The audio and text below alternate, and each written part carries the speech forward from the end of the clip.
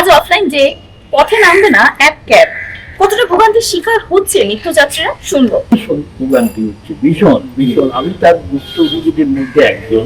Cab তো বন্ধ থাকলে অবশ্যই সাধারণ মানুষের তো মানে অসুবিধা হওয়া তো মানে এটা তো মানে একদম বাস্তব জিনিস।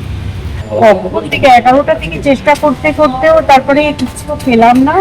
তারপরে একটা অটো ধরে এসে মাঝ রাস্তা অব্দি এসে গাড়ি নেই, আর গাড়ি থাকলেও প্রচুর ভাড়া দেখাচ্ছে, যেখানে নাকি 140 কি 180 ভাড়া, সেখানে আজকে 250 টাকা গাড়ি ভাড়া দেখাচ্ছে। তারা অলরেডি প্যাসেঞ্জারের থেকে বেশি ভাড়া নিয়ে কিন্তু উঠছে, তাও তারা দাবি যে ভাড়া তাদের বাড়াতে হবে। সিএনজি এতটাতে করতে হবে সব জায়গায়। ওদের টাকাটা তো আমার মনে হয় খুব মানে ওটা বাজে, কারণ অনেক সময় যদি বেশি লাগেজ থাকে তারা কিন্তু রাখতে পারে না।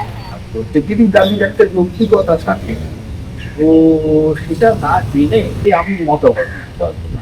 এই কথাটা একদম বাজে কথা যে বেশি ভাড়া চায় বা কিছু সেরকম বাজে কথা। আর বর্তমান সময়ে যেভাবে মানে মূল্য বৃদ্ধি করছে সব জিনিসের, তো সেই হিসাবে যদি তাদের দাবি যদি সত্যি ঠিক হয়ে থাকে তো অবশ্যই ভাড়াটা মানে পৌঁছাতে বাড়ানো উচিত।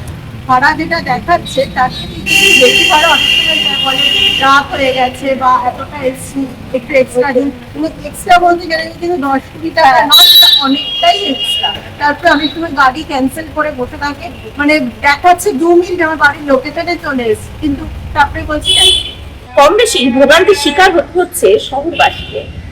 আপনাদের কি বক্তব্য বা মন্তব্য সেগুলো কিন্তু আমাদেরকে জানাতে পারেন আমাদের কমেন্ট সেকশনে। খবরের সমস্ত আপনি সবার আগে পাওয়ার জন্য চোখ রাখুন দৃষ্টিভঙ্গি পর্দায়। ক্যামেরায় কাব্য চক্রবর্তীর সঙ্গে মেঘা চক্রবর্তীর দৃষ্টিভঙ্গি কলকাতা।